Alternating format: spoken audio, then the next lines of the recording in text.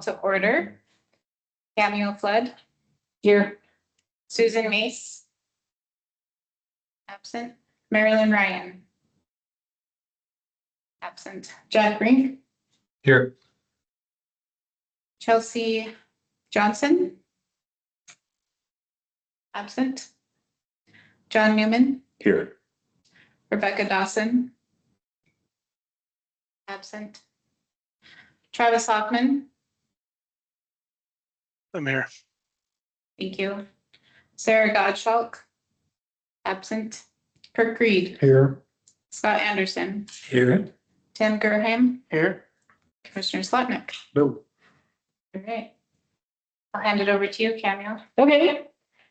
So the first order is whether we should approve the agenda or not, if anybody has anything they want to add to the agenda for today, or make changes or delete from the agenda. Did you see what I had to add to the agenda?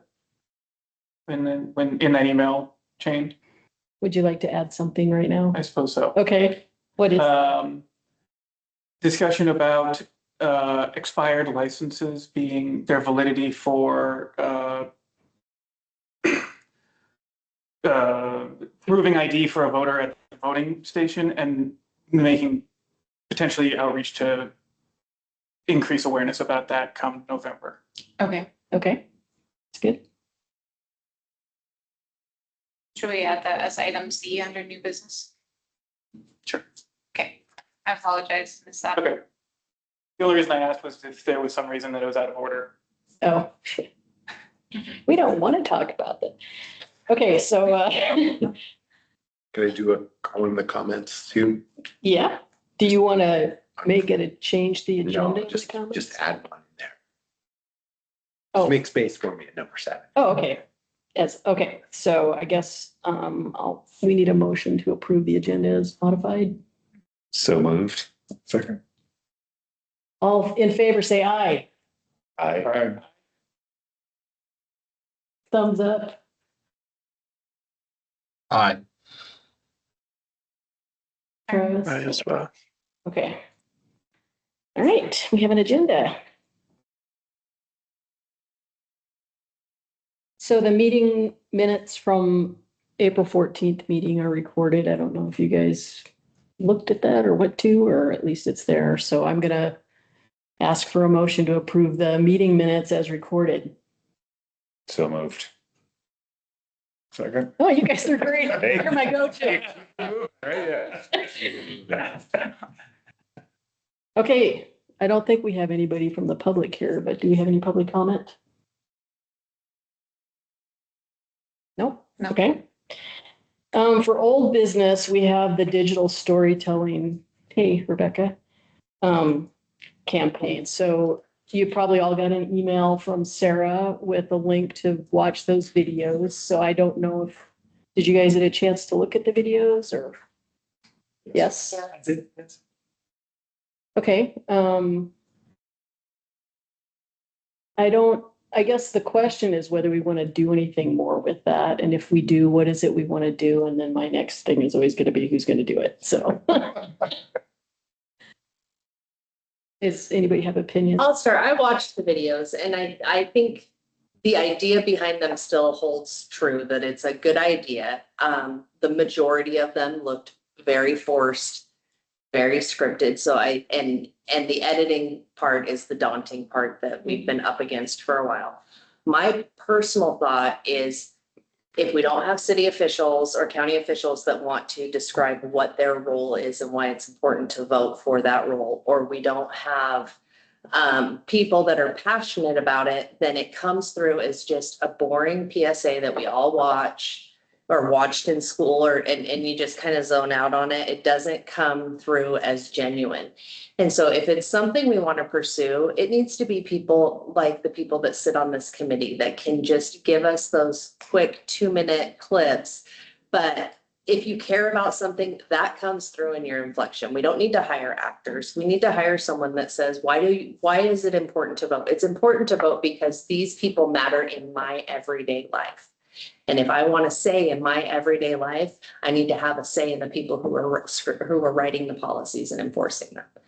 And that right there, just the amount of emotion I put into it in 15 seconds said so much more than the lack of emotion in the hours of video that we have on already. And so anybody if we have someone who wants to take this up, like I was seriously gonna say, give me the script. I'll memorize it. I'm gonna go walk around downtown with my cell phone and I'm gonna do the script with my inflection on the things that are important to me from City Hall, from outside the courthouse, from these different places that impact Missoulians. They recognize that and, talk to the immigrants that we know about why voting is important to them. If we don't bring the emotion to it, we just bring people zoning out time. That's my opinion of it. Sorry, that was long. That's good. That's good. Anybody else online? One thing I noticed, and being new here relatively, unless the person identified themselves, I didn't know who they were. Mm. And so part of the thing that I was listening to is why should I even pay attention? Why do I care? What this, and you're right, it's all scripted. So it's like, okay. But I think there are only maybe 3 of the videos where the people actually not only identify themselves, but tell me who they are, Mm-hmm. as opposed to that. But I'm in agreement. It's kind of, If we really wanted to do this, we might want to reach out to companies, individuals that are professional filmmakers and do this and ask them how much would it cost and how much would they donate for this. Basically, it's a 5-minute public service announcement. And then hand this off to someone who's really good at making short films. And that person could certainly ask elected officials who weren't running for office if they would talk about what they did. And it could be really powerful if it was well done. But in order for it to be well done, we'd have to hire someone who's a professional at this. And Missoula is awash in those folks. There's tons of people who do that here, but it does cost a little bit of money. And I think we could get some donated too.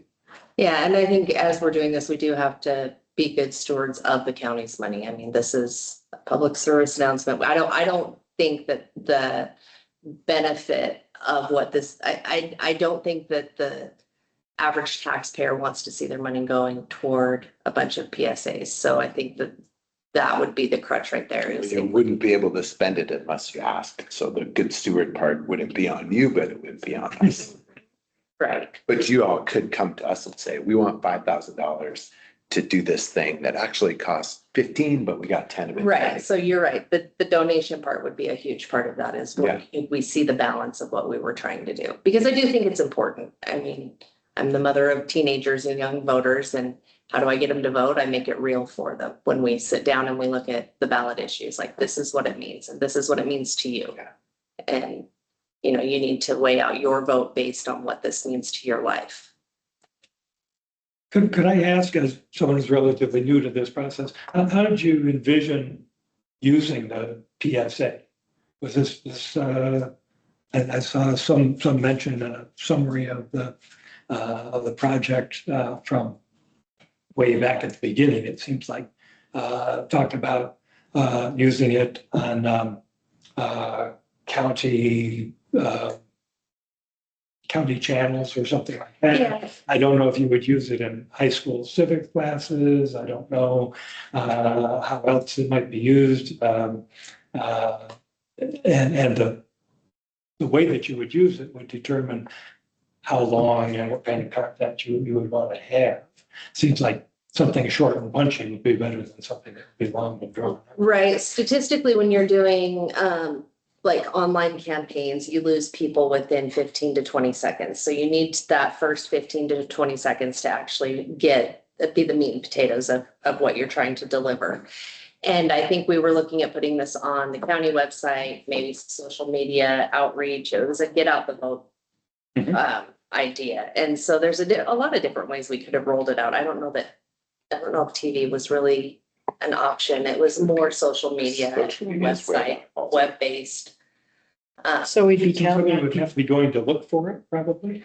It would come up just like if you're on Facebook or Instagram or any of the other things, the ads that come across for the county, like I see the mayor's updates roll across, it depends on your algorithm, so I get a lot of politics on my feeds. But as the elections draw near, I think every algorithm shifts that direction and everybody starts seeing more election and vote related content.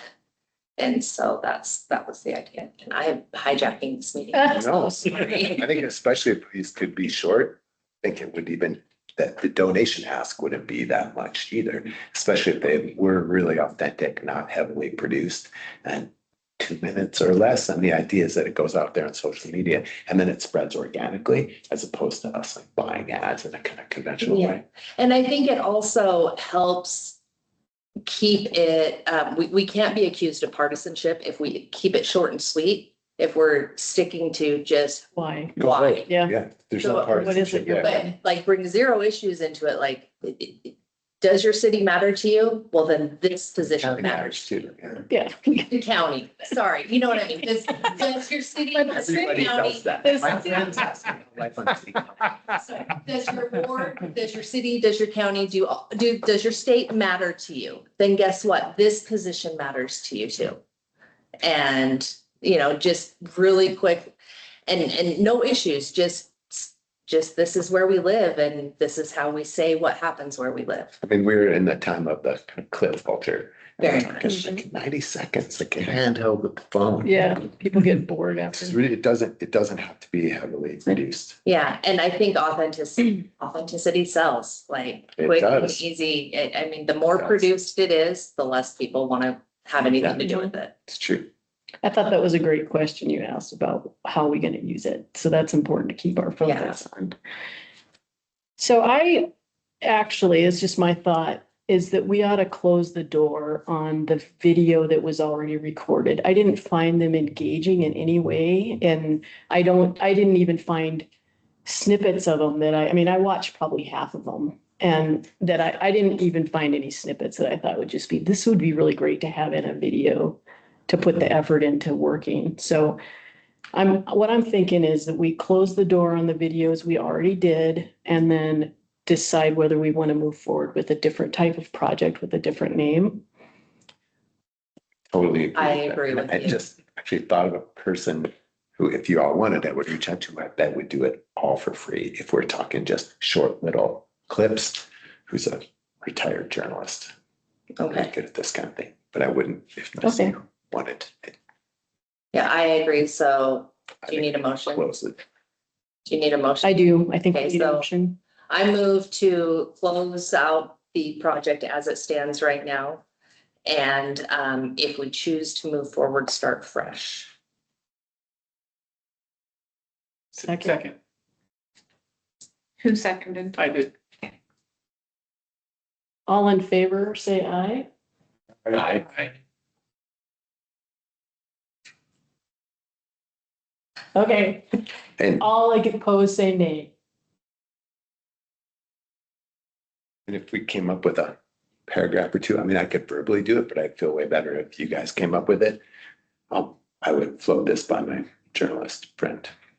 Could we, okay, so I don't know the rules all the way. Do we need to have a discussion on the next? Okay, so we need to have a discussion. So I was wondering if we could make a contest out of it and get people to send in their little blurbs or something. But I like the idea of having somebody that knows what they're doing. I like that idea, even if we put it out, tell us why you vote, get the reasons from different people. In 200 words or less or something like that. 30 seconds. We could get some, yeah. Then send us a video in 1 minute or less handheld. Why you vote. Yeah. I think that's a great idea because that is public engagement. Because everybody has a different reason. So, And I'm not saying that would be the only thing we'd need to do with it. but it's But that might be a way to get some different people that are enthusiastic about it. a great way to gather content and ideas. Trick there would be how do we get the word out and then create a good repository for what people send in and make sure it goes to one place where it can be vetted and dealt with and then resent out. Did you have a QR code that if you scan the QR code, it takes you to a place where you Yep. can record something? Then Survey type thing. Then somebody's gonna have to look at that and decide, ooh, we don't want this one. There's a guy. We don't need your foul mouth. Or, hey, I don't vote. can't go right. Can't be by, political. right? Yeah, we're not talking I about. vote because I hate so-and-so. Yeah. Yeah. That's what we're gonna get. Yeah. For sure, 100%. Well, okay, are we ready to make a motion to come up with a new project? And leave it at that? I don't think you need to even do Oh, that okay. unless you have the project in mind. Okay, Do you want a committee to like flesh it out more? That's a I good, think that's a good idea. Yeah, I think that, there you go. So who wants to be on the committee? Okay, I've had a lot of opinions this time, so. I'll join you. Perfect. Okay, that'd be great. Jack or Travis, would you like to be on the committee? It's okay to say no. This is Travis. I'll volunteer. My schedule might not always allow for me to meet, but I'll help out however I can. Okay. I'll hop on there too. Nice Actually. job. Teenagers. Okay, so that- Jack, are you a no? No, yes. What sells and what doesn't. Nod your head. Say. We don't vote. I was gonna thank Travis will. for taking one for the team Oh, on okay, the good. Zoom crowd. So how many people? I mean, I feel like a huge So 1, committee. 2, 3, 4. That's plenty. I think that's that's, okay. I think otherwise we end up in death by committee. Right, and we can't meet because we can never find a time, so. Travis, Rebecca, Commissioner Slotnick, and John. Mhm. Have you heard the 2 pizza rule? No. You shouldn't have a group who's tasked with making decisions if that group couldn't be fed by 2 pizzas. That's a lot of. Yeah. So 3 people to a pizza, so it's kind No, of that's 6 too many, yeah. or 5. Have to agree on flavors. I think if they can't agree on 2 pizzas, they can't be on the committee. There you go. Spin the rule. Evolution. Okay, so we established a committee. How do we want to move forward with when the committee meets? So, We could look at schedules and just yeah, we set can a look at time right now. schedules, yeah. Okay, Yeah, and like then the present. at the first meeting, you can pick who's in charge and maybe maybe what the agenda for your first meeting is gonna be and if you need any assistance from any of us. I don't want to presume, but I'm guessing you have the most sort of. I'm a hyper scheduled person, but I don't know what your work life is like. I also am hyper scheduled. Schedule. The only night or afternoon I do not have standing meetings every week is Thursdays. What's your Monday like? Um, This coming, like Monday, the 20th. Monday, the 20th, A lot of flexibility on Monday, the 20th. okay, I am in good shape as long as we're earlier in the day. That works best for me. Okay. How about, Travis? could you guys do 9 o'clock on Monday? Yeah. Mhm. I can. Travis, does that work for you?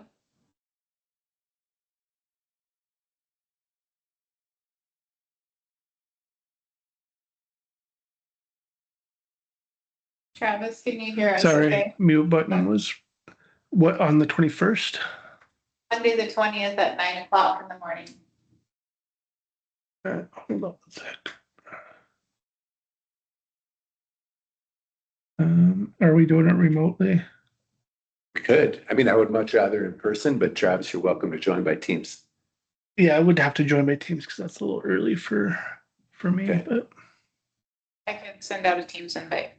Perfect. And we'll we do it want in to- person. Yeah. And we can host in the building I work in, or we could do here, really, We whatever. can do here. Here is better for parking. Here is more central for me as well, coming It's across totally town. fine. It's totally fine. Okay, Does that work? Cool. Oh, Good. Awesome. perfect. Travis, did you hear all those details okay? I was multitasking, so sorry.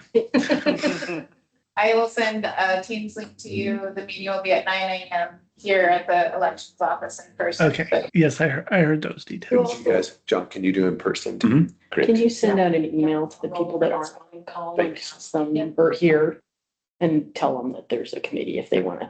Yes.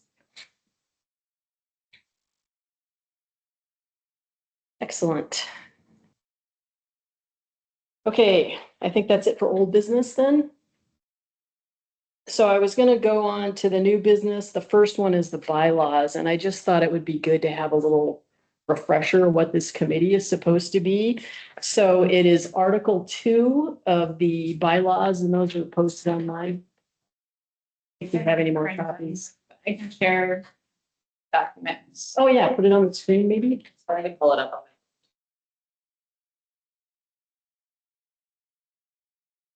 my. Thank you. That's perfect. Would you like me to read it to you, or do you want to read it to yourselves? If it's not too long, I'll go ahead. It's not very long, really. So Look the at it in a minute. Article 3, I said 2 when it's 3. The Elections Advisory Committee was created by the Board of County Commissioners in accordance with 71201 MCA. Section 2, the general powers and duties of the Elections Advisory Committee are to advise the elections administrator and the commission and represent the citizens of Missoula County in ongoing plan, budgeting, and promotion of local, state, and federal elections. Section 3, the specific powers and duties. Within the authority allowed and consistent with all plans and policies adopted by Missoula County, the Elections Advisory Committee shall, 1, advise the commission on capital acquisition and expenditures for Missoula County elections. 2, provide suggestions, ideas, and make recommendations to the elections administrator and the commission on proposals concerning Missoula County elections. 3, advise the elections administrator on the execution of elections and recommend procedures and ideas to improve the local electoral system process while maintaining its integrity and security. 4, advise and assist the commission in outreach to stakeholders of county elections. 5, elections advisory committee shall carry out additional duties upon request of the elections administrator or the commission. Section 4, the staff liaison. The Missoula County Elections Administrator and or his/her designee shall be the staff liaison to the Elections Advisory Committee and shall provide staff assistance to the committee. Section 5, limitation on powers. Powers of the Elections Advisory Committee are limited to those bylaws and the requirement to comply with 71202 MCA and with all policies and practices of Missoula County. So, any questions, clarifications, ideas, thoughts? Are there any county policies outside of these bylaws that apply? I would imagine that there's a whole host of policies about boards and their activities and representing the county versus the board, you know, in your personal actions and employment stuff. So, Big ones, we've been meeting laws. yeah, And Sure. that this is an advice. yep, listening to the public's comments and all that kind of stuff. So anyway, okay, so I thought it was interesting what the commissioners and the elections administrator was thinking would be helpful for us to do for them, which is what we're here for. And, you know, listening to the public's concerns about the way elections run or don't or whatever. So that was the end of my new business. I didn't have any actions associated with that I wanted to talk about, but if it rung a bell with any of you guys, you can make a suggestion. We can bring that up in October if there's something specific. We just had an election, which is interesting if any of you guys worked on it, what you learned, or the next upcoming one in November will be a big deal, so. Okay, the next item on the new business is process tour overviews and future participation by Kirk. Well, I did participate in the last election and work it.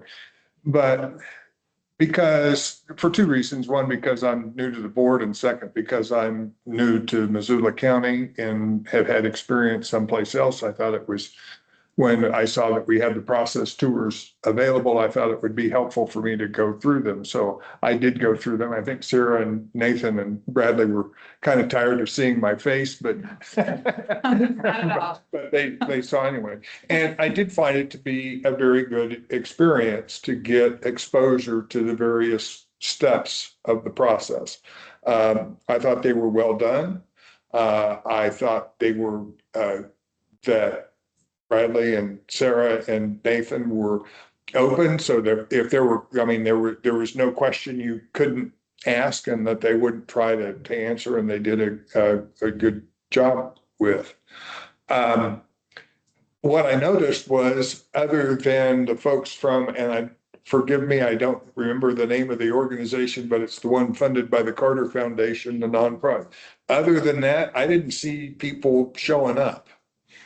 And I don't know, so in my mind, it's like, okay, opportunity missed for folks.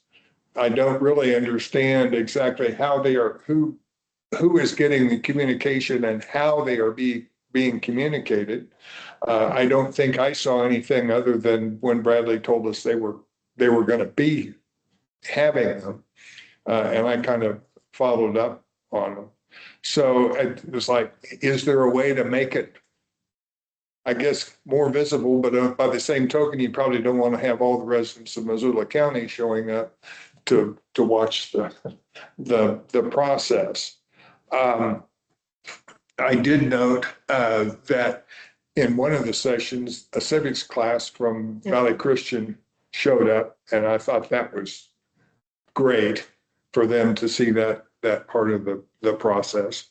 And one came with a list of more than 20 questions, which I think Bradley finally had to have her send him the questions later so he could answer. This is just one student. Oh, Not a whole just list of one student had, I mean, and it was a pad of paper, which is great. So I asked about the publicized.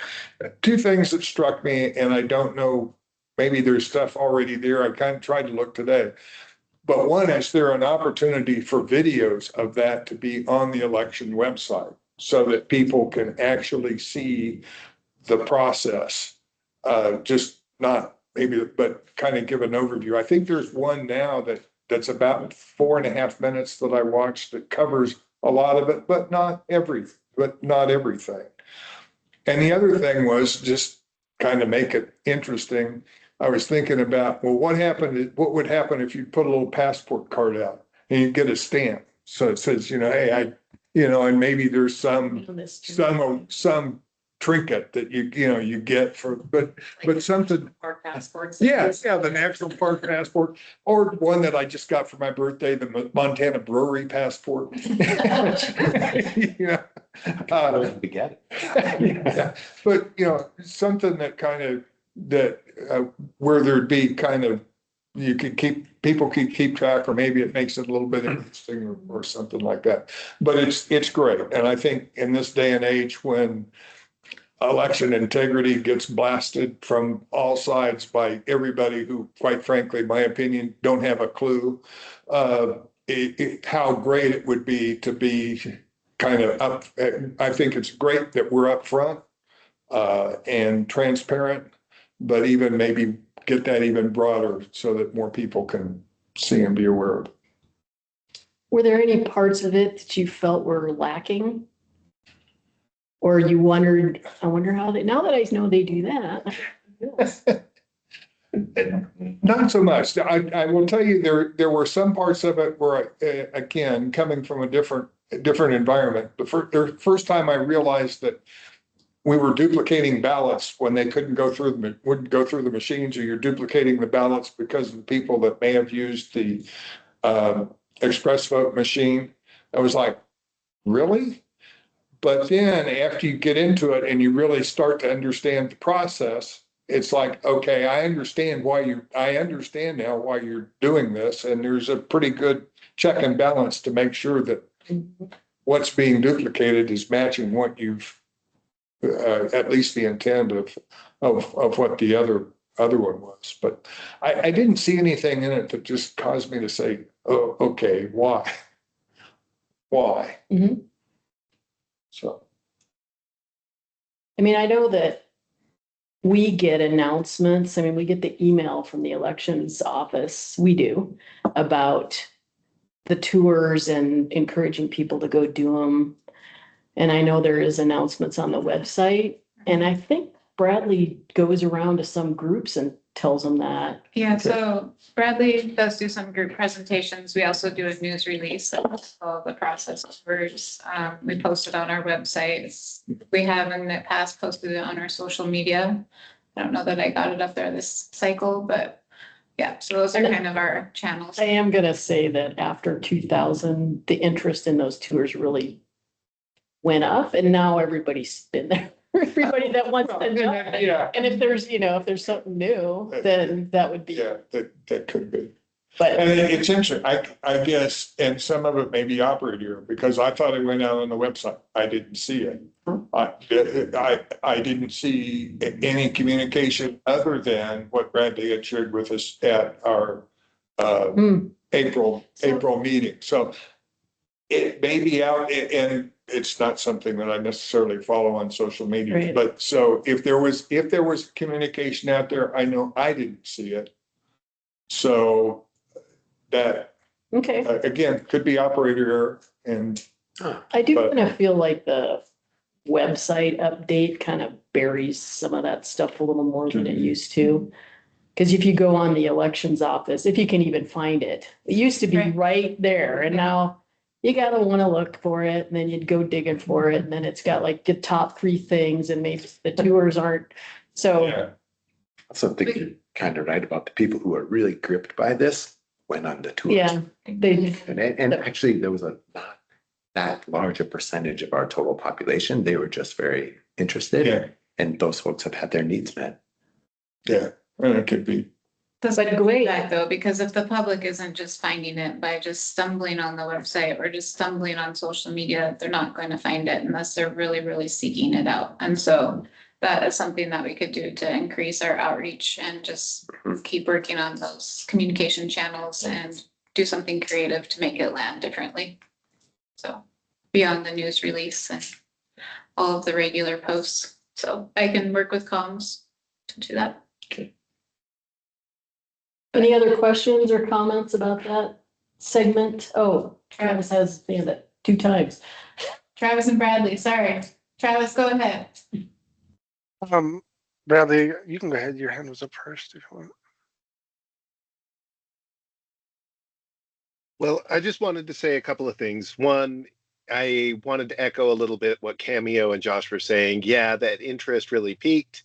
We got some people in, and it's very, very similar. So if you come to a tour next fall compared to the tour that you saw last year, many election processes haven't changed. So they're pretty, the tours aren't groundbreaking on something new coming out. Yeah. But that did echo a little bit to something else you guys have said, because it's 9 o'clock on a Tuesday and people may be working, they may be at another area. And so seeing if maybe we could get MCAT to come along, record that and get some video footage out of it. Also, I know I just said video footage, and that means editing this down and making it something that we can post to the website, which is a huge concern of mine. But I think something like that keeps this available. This is really kind of evergreen. It's not something that changes next year. Yeah, a law may change. We may audit 2 more precincts, but we still do the same audit. And so I just wanted to echo that I think those are really good opportunities, and that we have seen some pretty good success on this. And Kirk, what you've seen by coming through these tours, watching this process take place, is exactly the next steps linking to the bylaws of what Cameo was saying.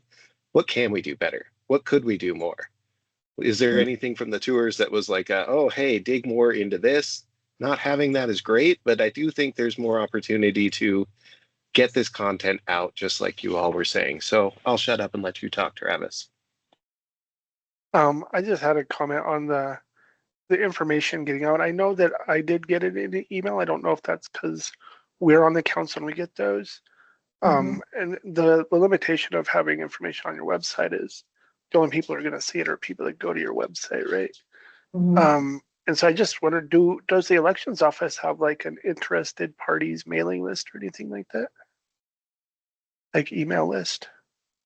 Everybody's interested. You would wish. That looks like a no, Travis.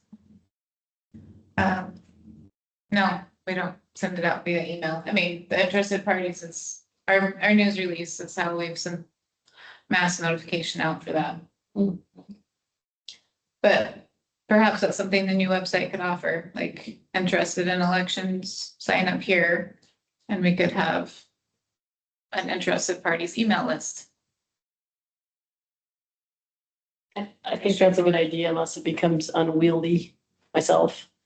I have a question about the civics class that came. Did they schedule that with us or did they did? Mhm. And they reached out to the elections office. They Is did. it something we could send out to the schools? Like, hey, elections are coming up, your government classes, you know, if interested, could schedule this. It'd be good to engage our younger kids. Yeah. Especially because a lot of them Sure. don't have the opportunity to vote for the first time. Every time it comes around, we're gonna have a new prompt, so. Yeah, we did also have a group from Big Sky, so that was like 2 different schools this election. Yeah. That's a great idea. Did these tours have to happen right around an election season? Yes, because that's when all the processes are live. We can't really like Yeah. remake the processes for a lot of it. Yeah, I think it seemed to me like that in Johnson County, Kansas, where I had done elections before, they did it not live. Mm. And it's not nearly as informative. And I mean, because you're seeing it as it happens, as opposed to somebody simulating, well, this is what would occur. And I think that brings more home. Makes sense. Okay, anything else on that topic? The creative side of like the passport idea or something along those lines might be a fresh way to engage people. If you all thought that would be a neat project to work on. A thought just jumped out to me in terms of how to do outreach on this. Let the Mansfield Center know. They have a whole democracy side of their programming. And when it's the right season, they could send out an invite. Just 'cause then they have a humongous mailing list. Good idea. Okay, item C. Which was the Yes. voter IDs.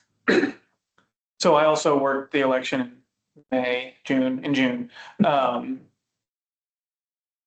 And discovered that I had sort of failed to fully understand Bradley's instruction, I'm sure, when we did training, that this may be very deeply in the weeds, so forgive me if so, but if you vote in person, there's this list of different IDs that qualify you to prove you or that you are you and that you are entitled to vote. And the one that everybody uses is a driver's license, of course. And I think all of those, at least the driver's license, has an expiration date. If your driver's license is expired, it is comprehensively useless to you as an ID for voting. It doesn't prove that you're you, and it doesn't prove that you're entitled to vote. Which is crazy, because, well, whatever, it's the law, so it is the law. I guess what's relevant about the idea that it's crazy is that everyone thinks that. And so no one realistically who might have an expired ID is going to assume that that will fail to allow them to vote. I don't know how often this happens. I know it came up, just on the record, it came up one time with somebody at our polling place, and I didn't have the heart to, tell this older lady that she was there with her husband who also there at the same address. Like, obviously you are you and you are entitled to vote here. So I didn't have the heart to do anything about it. That'll surely come up more often in November. And it's a strain on the elections, the people, the quasi volunteers who are working the elections polling places, to have to tell somebody your driver's license expired last week, you cannot use it to vote. You have to go get a different photo ID, and potentially, if you don't have handy a passport, and also a different, separate piece of paper that demonstrates that you are a resident at that address and therefore part of this precinct and eligible to vote here. So this is a very easy thing to solve, to prevent, which is just get your driver's license renewed, but between now and November, if it's going to expire. So again, it falls on sort of outreach. The thing that I was thinking about is I'm sure that at the fair next month, there will be, you know, people from the Democratic, Republican parties, whatever, various, you know, get out the vote people. I don't know how much communication the elections office has with anybody who might be doing, you know, signature gathering or get out the vote or whatever. But in all of those cases, those people are motivated to make sure that the people who they are talking to are able to vote if they choose to do so. So if we maybe leveraging any of those kinds of contacts who are reaching out to voters and potential voters to register people or whatever, to also just kind of, I don't know, highlight to them and also make sure that your driver's license is up to date, because surprise, if it's expired, it's not valid ID at the polls Or, for the people who actually or vote. driving, you know? Sure, but yeah, In that moment when they're at the polls, the voting is more important than driving. Yeah. Yeah. If they That's how they discover drove it, if they Nobody's discover gonna it in help that, you. moment, right. like Because- the person did. exactly. It's not like someone, you know, no one is gonna get, a cop isn't gonna be able to notice from afar that your driver's license is expired. So they have to already be Yeah. interacting with you and then say, oh, and you also have an expired license. And so that's an additional, you know, whatever. But you're handing your driver's license to a polling place worker. And if they notice that it's expired, which they're supposed to do, and then, like I said, have the heart to tell this old lady that she is not able to vote based on this No, identification. That's her face and. that's- Yeah, and that's her husband right next to her that's whose license has the same address on it, and there she is in the register book. So again, it seems like an avoidable situation that's uncomfortable and unpleasant for all parties involved. So So is your Trying to proposal minimize it. that we need to make sure we're sending out reminders both on our own, on the county's information, but also any groups we know that run, get out the vote? I guess that's my suggestion. Yeah, anybody that principally the elections office is in touch with that will be reaching out to the public more broadly than what the elections office is. I don't know, flag this as a thing to mention to people. So when, with the expired ID, they could use it paired with another government document that would confirm their address. Like their bill, their. That's not what I was told when I called Vinny. Bradley, do you Yeah, want to no. clarify? Can be expired. What? Go ahead, Travis. I just. Those can't be expired. They require the secondary. I was just. Check. Well, you're cutting out, Travis. We can not really understand what you're saying.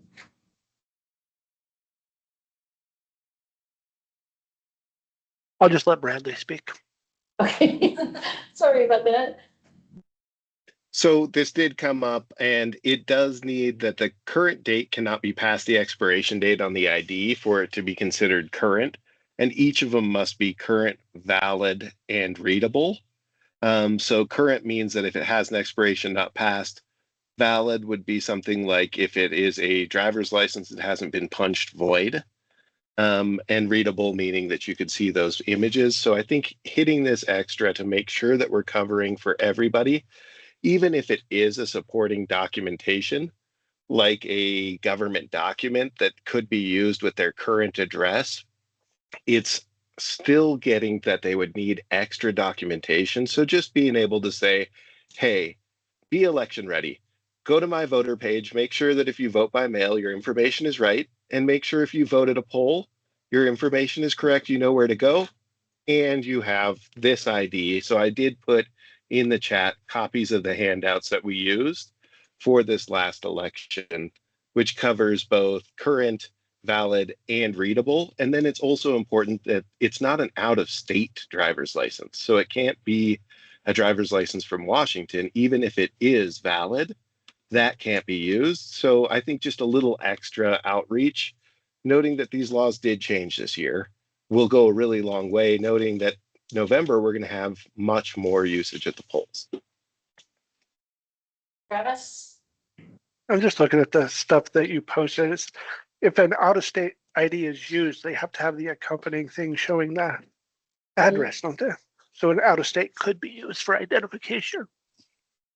It can, so it would be considered one of the photo IDs on the back, and it needs to be accompanied by a paycheck, bank statement, or another government document or utility bill.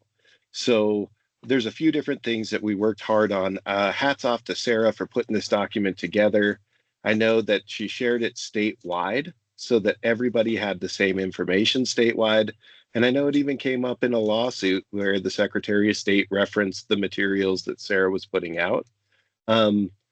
Yeah, I think just making sure if you're a polling place voter, you know where to go at the polls and you have appropriate ID, see this list is going to be our biggest thing to help people be successful. So, I mean, I think it's good to have, I mean, the only thing you can use your your unexpired driver's license for, the only way you can vote with one piece of ID is if it's got your photo, your current address, and not expired. And there's a list. I mean, you can see Right. the document in the corner. There's Yep. 6 or 7 specific. Yeah, the ones tribal ID and in the, the law. yeah. It has to be a driver's license or a tribal ID or Yep. whatever. There's a handful of them.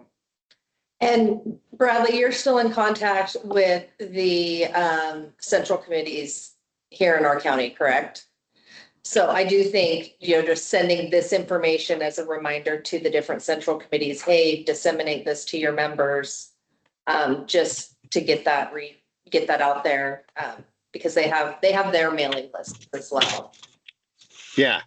Are you doing a booth at the fair? See this link to a image on our website of acceptable IDs. Help us share this word.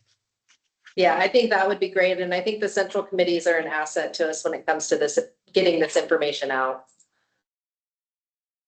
Travis, did you have something? Oh. Again? Oh, sorry, I forgot to lower my hand. Okay. Before we, and this is just a general question. In Montana, I'm assuming there is no age limit which would allow you to use an expired driver's license. In Kansas, if you were over 65, that driver's license is considered to be valid ID. And I think, and so I'm assuming Missoula or that Montana does not have a similar law. But what I'm thinking is if 9 times out of 10, if you're running into this with elderly people, it could also be that they don't drive anymore. Maybe they're not driving anymore, and it was, in that case, I think it was some consideration to say, okay, you've got a certain segment of people that maybe the law needs to be looked at. And that might be something to have a conversation with, like, if I'm interested in, to have a conversation with local legislative people. Senator or your state rep. Yeah, to say, hey, is this something that you might want to consider? Do we have a connection to either Missoula Aging Services or the Senior Citizen Center? Because if that's the demographic that seems to be affected, maybe we get this information to them so they can help the people that they work with. And I saw Travis had popped up a little question on there, and I believe the question was an expired driver's license is not valid ID at all By itself. And as I understand it, and Bradley can double check me, but my understanding is that's what I learned on election day. It's not valid as a photo ID, and it's not valid as proof of residence, proof of entitlement to vote. So yeah, it is of no use to you. That was the thing that was so surprising. Okay. I'll need to look at that tomorrow. But I worked at Clinton and we had 40 people vote there and three of them had expired IDs. Were they all? One of them was stamped with a void punch out. And he's like, oh, I've got like 5 of these. And he finally pulled out. People who were sick. Everybody that voted there was old. So yeah. Interesting. Okay, is that good? Are we done with this topic? Thank you for that, actually. Now we all need to go read up on that. Yeah. I can send that out to everyone again. I think I sent it out after the last meeting as just an info. document, but I can resend it to everyone here. And if you want to share it with groups that you have connections with, feel free to. Yeah, I guess one other thing that I just wanted to highlight, I mean, one of the reasons that I was thinking of, circa the fair next month, it takes a certain amount of time to renew your driver's license. It's expired, right? I mean, if that's a problem that if your driver's license is going to expire in October, you might not have the temporary one they issue. I don't remember whether that has a photo ID. So, if this is a thing that is a potential situation that a voter might find themselves in, they'll want to do it in time to have an actual ID in hand, which means they have to know about it in time to do it in time. So, notification in October isn't going to help us. That's why. One other thing I wanted to. Advertisement on the Jumbotron. There you go. It's actually a good idea. Yeah, or at a baseball game. They All would, the Grizz games. at Are the you ready Grizz to game, vote? which is good in the fall, they would do that for free, the Grizz game. Does Sure, the, little I mean, I think the tiny DOJ discount. sends out a notice to you if you're about to expire. Do they notify people? I mean, haven't they had could- one expire. I have never got a notification. Oh, okay. Just noticed it You just myself. gotta look at your driver's license. Watch your birthday.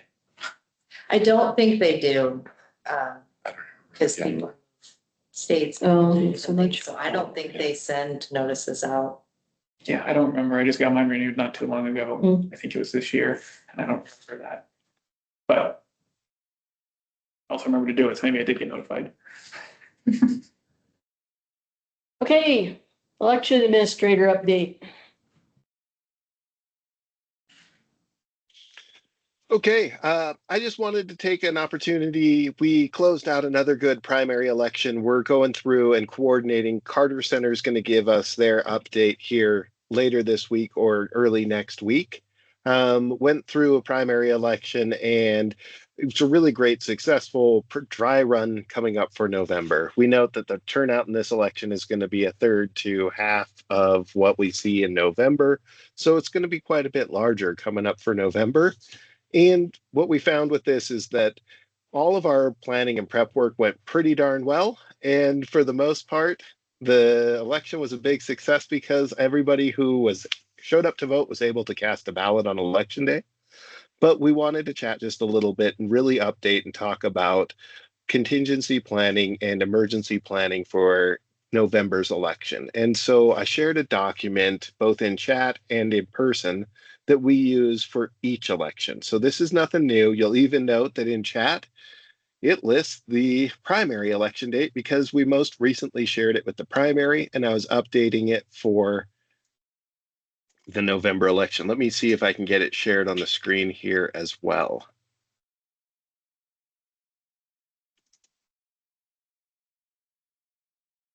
And as we go through this process, is it up on the screen for you guys now, Sarah? Yeah, you can't see it though. Could you make it bigger? Yes, I can. There we go.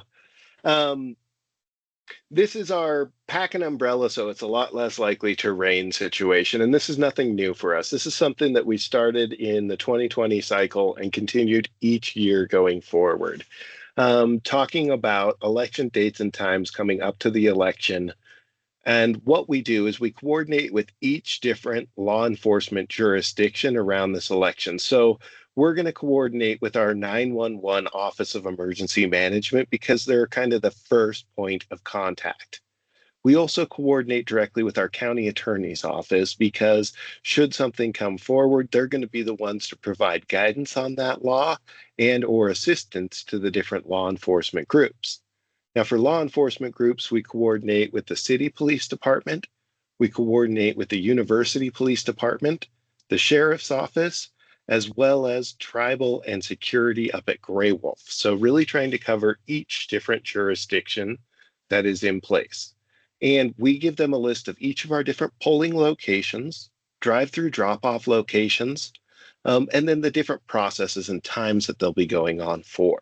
So where our drive-through drop-off is located, our ballot drop box. We do have a 24-hour ballot drop box in our county, which is located at the election center at 140 North Russell. And we tell them, hey, we'll be running these processes overnight on election night. We'll be working to make sure that we are counting ballots each day and locked up, and that voters in line from 7 a.m. till 8 p.m. are eligible to vote. We give them a list of every single location, both for the dispatch at 911, sheriff, and each of our different jurisdictions to be familiar. Here's where our offices are. We have a large location out at the former Cold Spring School, and this is the staff person to get in touch with, as well as a list of other staff that are on that site in that location. So really trying to let them know where we're at, who's out there from the election side, as well as coordinating with them what those specific requests and requirements around elections are. And there's two main things for elections to summarize that document up. It's against the law to impede the process or to influence or intimidate a voter. And so what that looks like is going to be really different depending on the different person. So for example, each of our polling locations independently are in locations that do not allow firearms. You can't bring a gun into the Clinton Elementary School. So with that, we want the different jurisdictions to know that, hey, this is the location, this is the requirement.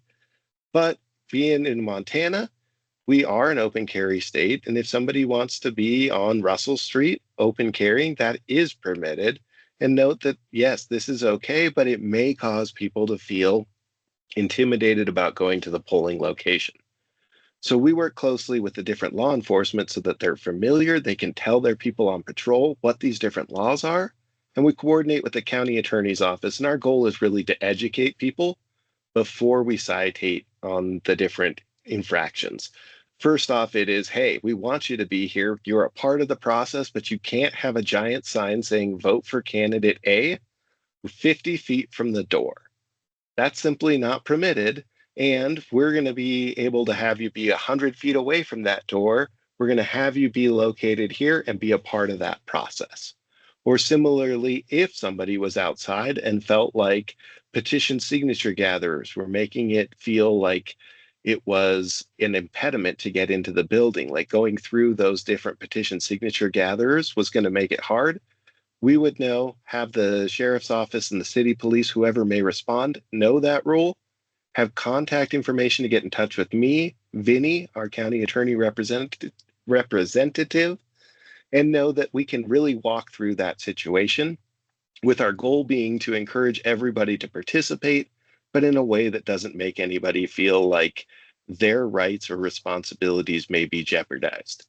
Now, as we went into this cycle, we were really following a national trend of concern around people attending polling locations and potentially doing protests, having differing people there stationed from differing law enforcement agencies or other groups.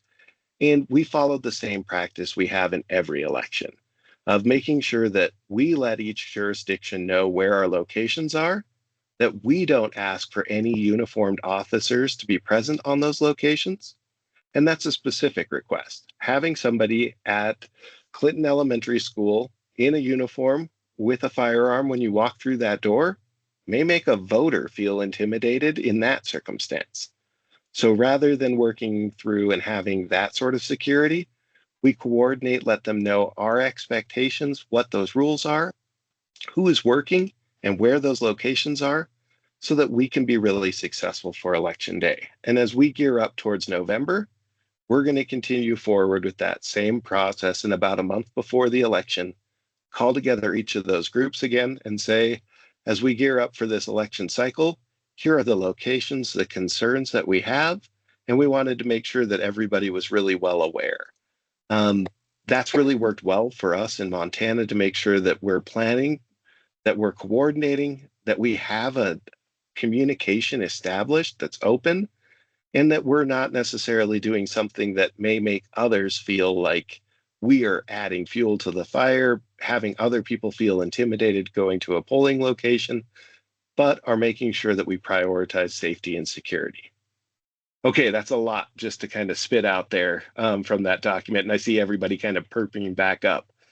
Specific questions, things that you want to know. But I really like this method because it makes sure everybody is really familiar, everybody knows these sets. And knows the locations, security, safety, and that we can coordinate and communicate amongst every group involved.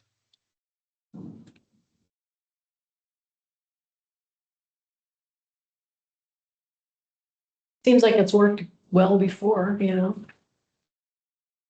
No issues.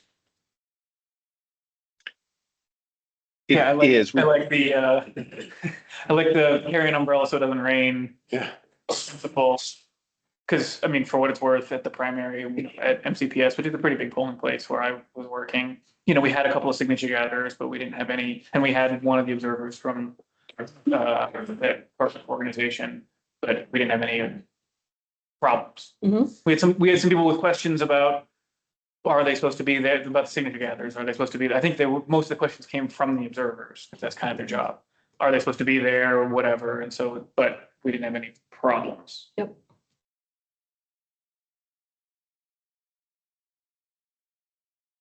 Is that it for your update, Bradley?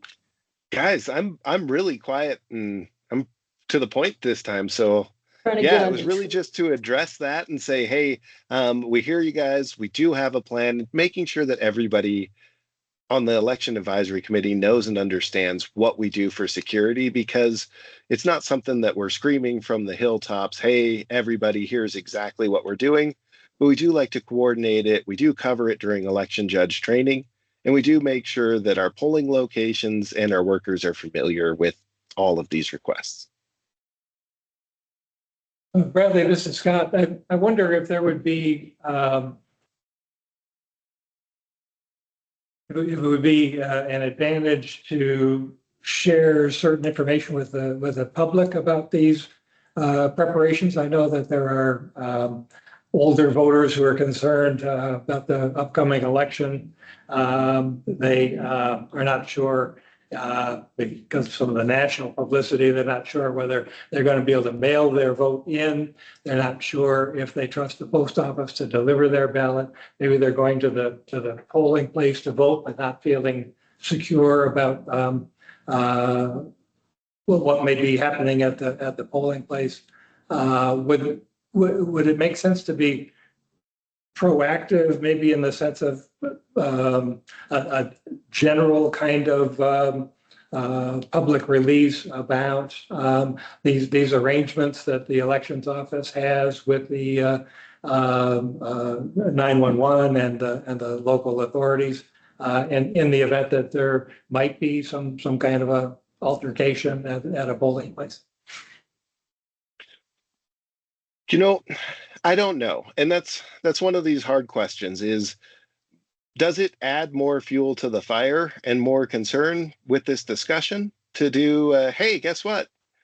We plan and we want to make sure that your election day is well thought out, well prepared for, and safe for everybody. You know, I don't know that I'd want to go much more than that. And I don't know if that's as helpful as make sure you've checked where you go to vote and that your ID is current and valid. And it's hard because I really don't know, Scott. And like, that's exactly the reason for this discussion is, for me, I don't want to add fuel to the fire, have more people feeling concerned about this when we do so much planning. But also, if it is a big area, it's yes, BS. Our job is to provide the service of voting to you, and we're going to make sure that we do this in the way that's the best possible for you.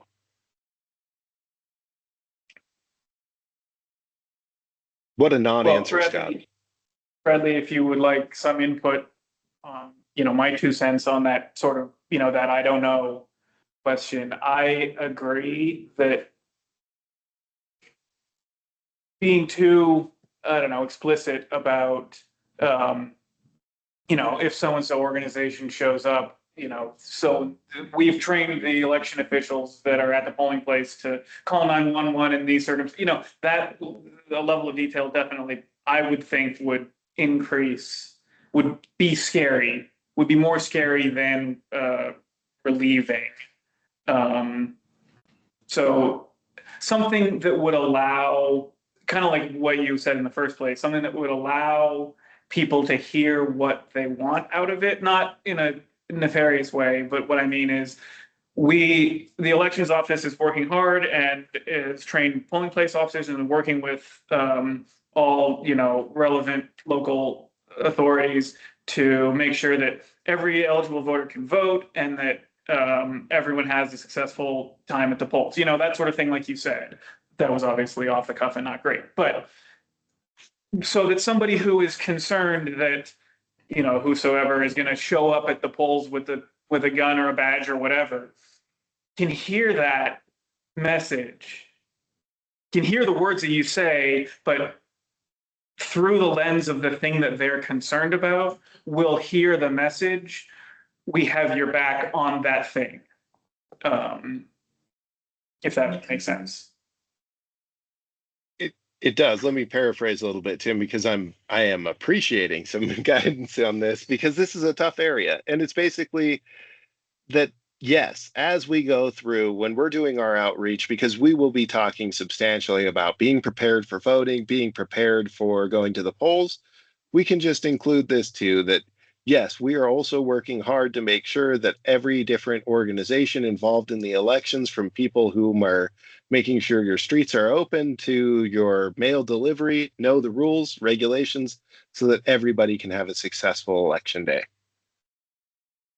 Because we're coordinating much further than just with local law enforcement, from public works all the way out to USPS, to law enforcement as well, that just every jurisdiction involved is coordinating for voters to have a successful election day. Scott, does that get close enough to hitting the topic that you're shooting for, though? I think so. I was raising the question just to see what would feel like an appropriate kind of response, so that the public would be reassured that whatever might present itself at the polling place, that there would be planning and coordination to assure that people will not be interfered with, and that polling places will be safe and secure for people who are going to be participating. So I think what you said makes sense. I've not heard that message in that way before. I don't think about elections, but I think as we prepare for the election in the fall, some public statement to that effect would be reassuring to folks. I mean, Yeah, I absolutely. I like it because it covers a lot of other contingencies that conspiracy might bring up about ballots and double voting and, all the ballot issues that everybody comes up with. It hits that too. To say we're making sure the laws are enforced, people are doing what they're supposed to do without getting into the weeds about every single contingency. I don't know where we would want to insert this, probably like in internal materials, but there's a lot of like national concern over federal officers showing up to polling places. And I think that most people don't realize that that's a federal felony for that federal officer to go to the polling place. I'm positive you are correct. So the appropriate report for that would be the U.S. Attorney's Office. If there's ever like an ICE agent and any federal officer with a gun, if they show up in their capacity as a federal officer to the polling place, that is a felony. Yep. And it should be reported. However it gets reported. So the U.S. Attorney's Office has a district elections officer. I was that person for a bunch of years. And that info gets passed along broadly. I don't know if I know that there was some district elections officer contact information, to my knowledge, was sort of passed along to elections administrators in the state. I don't know if you ever got that information, but that's the sort of thing where, like, in that specific instance, if a federal official is there, it'd be worth it for polling place workers to know that there's a place to report the presence of a federal officer. Or call Vinny. Or call Vinny. At least start to document it. Even call the police. Yep. And the police might show up and there might be some conversation between officers in two different jurisdictions, but at least there's a documentation of that. And presumably that federal officer's name would get taken down and they should get prosecuted. I wanted to mention that, that idea of a ICE officer showing up at a polling place is not a hypothetical. It No. happened in Syracuse, New York during the primary election in June.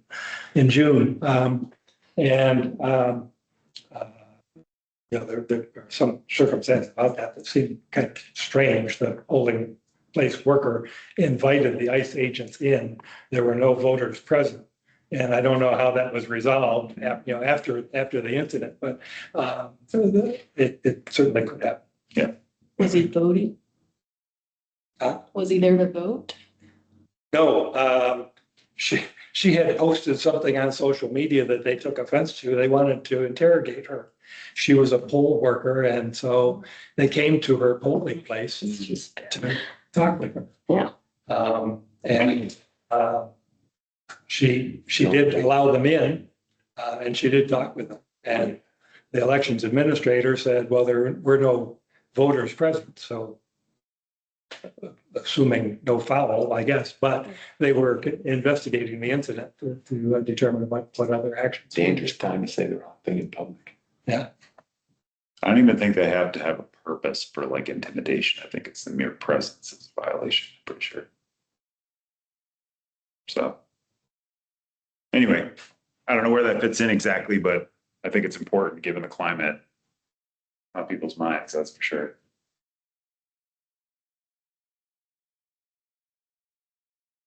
Okay, anything else on that topic? All right, we'll move on to comments from committee members. And I know Josh had. Just had one, particularly know the elections department had received some grants in the past. I don't know if there's any good ones right now. There may be, but I don't know. Just a new grant thing that came to my attention, and it's a really big deal because 2/3 of the money Missoula County spends come from non-property tax dollars. It's pretty much all grants. Some of those grants are pass-throughs from the feds to the state. Some are directly from the state. Some are from foundations. But the ones that I want to talk about for a moment it's a really big deal, is around federal grants. A bunch of that money, like I said, comes to us via the state. So there's a set of administrative rules on grants with the federal government, and it's called CFR. I can't tell you what the letters stand for. These are reevaluated, remade real every so often. Last time was about 10 years ago. There's a new set under consideration right now. Today was the last day for public comment, and an administrative rule will be made this October. It doesn't go to the vote by the Senate or the House. It's just done administratively. But some of the rules are really powerful and potentially have a huge impact on us here in Missoula County. Biggest one is that the federal government, if this goes through as they're talking about, could claw back any grant they give us at any time. If work being done with a federal grant is not consistent with the administration's policies, and there doesn't have to be a nexus between the thing that the administration finds offensive and the actual grant. An example that was given to us, say someone is protesting something on the courthouse lawn, and the courthouse lawn, anybody can pretty much say anything as long as they're not calling for violence. We don't sanction that. Someone could be out there saying free Palestine, or we need to arm high school kids. We're trying to make up two crazy things out there in the world right now. We don't like one or the other or dislike one or the other. You can just say what you want on the courthouse lawn. Meanwhile, this is a real thing. We just got a federal build grant for $3 million to rebuild the Glacier Creek Bridge near Condon. It's going to be a big deal for the folks who live up there. It's a small bridge. If this goes through, imagine this scenario. Our federal government sees a news report of a protest on the courthouse lawn, says, that is terrible. We don't agree with that at all. We're going to take back the build grant for the Glacier Creek Bridge, when there's no nexus between the Glacier Creek Bridge and the protest on the courthouse lawn. And actually, according to Brian West, our attorney, we can't get in the business of people saying whatever they want to say on the courthouse lawn. So this is scary to us. And you would not be able to appeal that. No, it's a done. If they say we want the money back, the money comes back. And with a lot of federal grants, they come to us via reimbursement. So we spend the money, we send in the invoices, and then we get the money back. So we could spend $2 million on the Glacier Creek Bridge, and the wrong protest happens on the courthouse lawn, and that $2 million would fall on the backs of Missoula County taxpayers.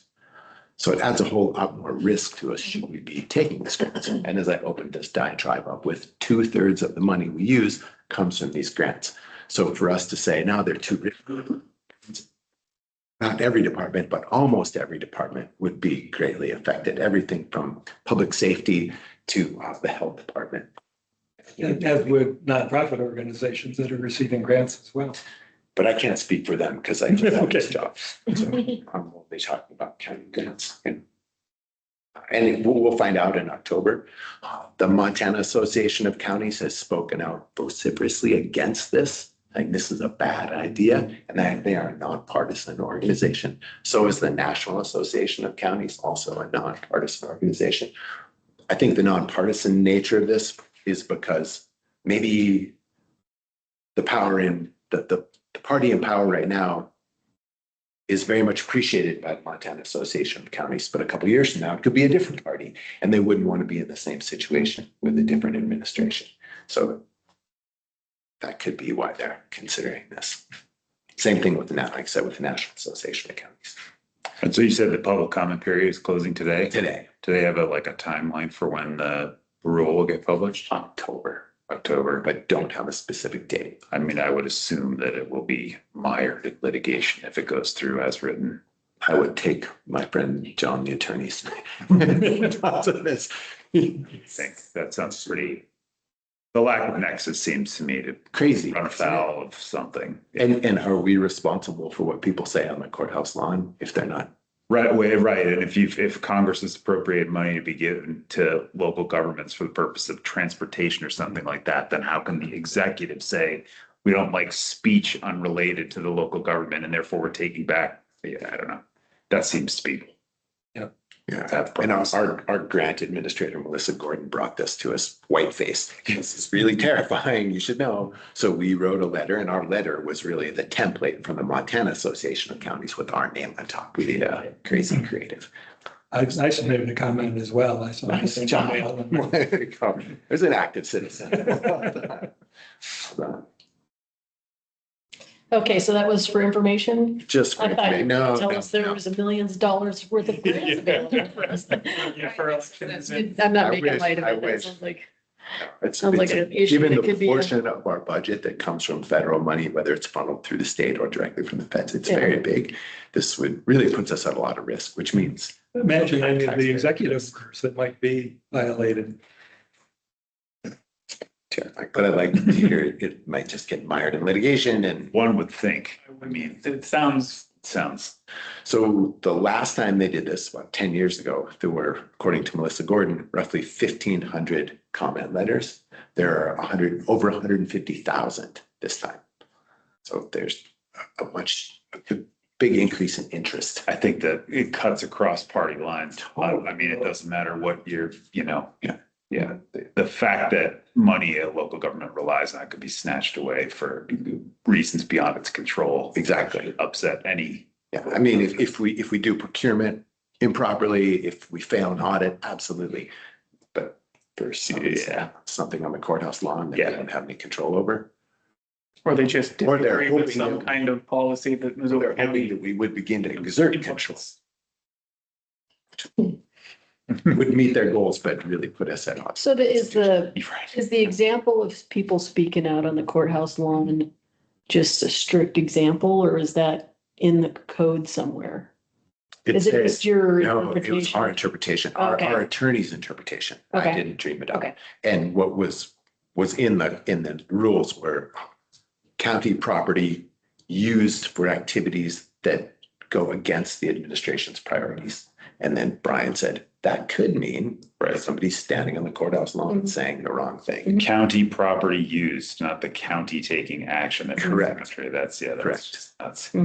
Okay, Yeah, whether, we can speculate about the basis, but man, people would definitely sue over that one way or another, arbitrary and capricious and all of these sorts of terms come to mind that you could at least definitely have a fight about.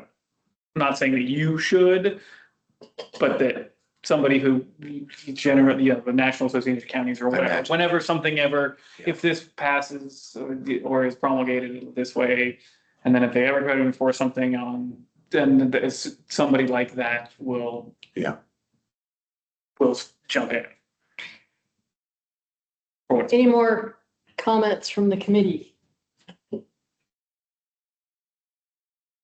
I have a question for Bradley, and that is, do you get complaints from the public about the elections and the way they're run in a formal kind of a way, or just, like, do people call up and say, I didn't like whatever, or send you a letter or emails besides me? No, I'm trying to think. So Okay, we had I a just- few people who were a few years ago, but in the last year or two, we haven't. We do have there's a group in Montana that does its own data research and is a little bit off from ours. But it's been really positive. It hasn't been like they don't think what we're doing is correct or trust us. It is, hey, we have these people we feel should be removed, and we have to follow the process or procedure, or we can remove some of them depending. But for the last 2 years, it's been pretty quiet on that, which is great. Yeah. Thanks for that. Anybody else, committee members? Okay, well, I guess the next thing is that Nathan had his hand up. sorry, Nathan, I'm sorry. You're fine. Let me just remember how to navigate this whole thing. I mean, I just kind of wanted to quickly comment on we do get the occasional note of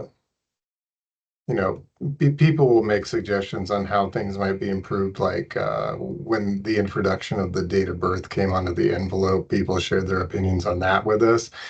But a lot of times it's a situation like that where that's not really our decision. That's something that we need to refer them elsewhere to, like the Secretary of State's office. So we do get feedback on things, but I would say, like Bradley was saying, nothing earth shattering or beyond what you've sent us, Cameo. I was wondering because of the bylaws, and I just wonder if we could add that to our meeting agenda to get a little summary of public comments that you guys get on the elections, even if it's nothing. So we're aware, because I think all of us, including the county commissioners, would want to know where the public stands and at least their perception of what's going on. Yeah, and sure, because some of the feedback we get is occasionally a little kudos, like, hey, you guys are doing great work, and I mean, we should share that with you all. Yep. We can certainly add that. Okay, next thing is that the next meeting is on October 13th. And I'll take a motion to adjourn. So moved. Second. All in favor, aye. I'll speak with my feet, thank you. Thanks, you guys.